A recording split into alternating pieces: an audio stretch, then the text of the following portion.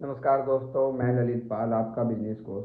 तो आज की वीडियो में हम देखेंगे कि हमें बिजनेस करते हुए किन बातों का ध्यान रखना होता है। तो मैं आज 3 बातें बताने वाला हूँ जो आपको बिजनेस करते वक्त ध्यान में रखनी चाहिए।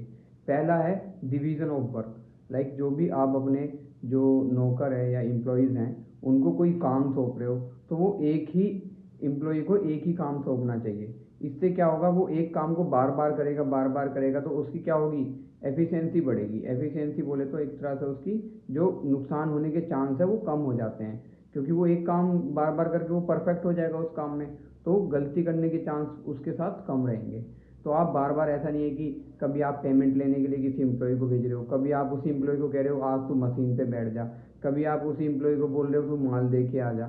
नहीं, ऐसा नहीं होना चाहिए। तो एक आदमी को एक ही काम सौंपे, यानी डिवीज़न ऑफ वर्क जो है वो सिंगल पर्सन को सिंगल वर्क होना चाहिए।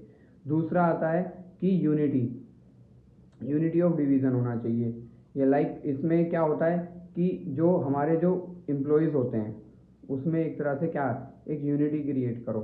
जिससे क्या होगा, जिससे ये होगा कि अगर कोई पर्सन है उसमें मैं उसको ऑर्डर देता हूँ, लाइक मैं सुपरवाइज़र हूँ, मैं इन पर्सन कोई बी है, बी गौरव नाम ले लो, तो गौरव को मैं ऑर्डर दूंगा। तो ऐसा नहीं है कि कभी मैं ऑर्डर दे रहा हूँ, कभी मेरा बॉस गौरव को ऑर्डर दे रहा है कि ये काम कर वो काम कर।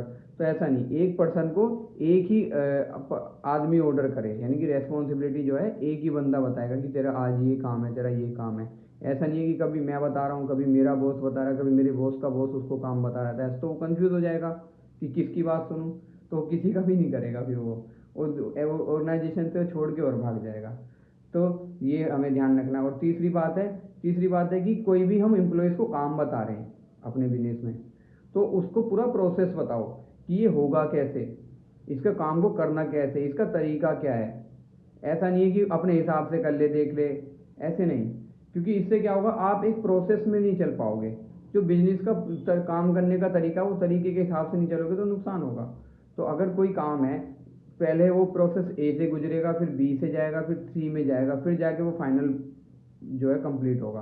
तो आपको प्रोसेस के हिसाब से काम करवाना है। ऐसा नहीं है कि अपने हिसाब से देख ले या एम्प्लॉयज़ को बोल दिया कि ठीक है जैसा होता हो वैसे कर ले।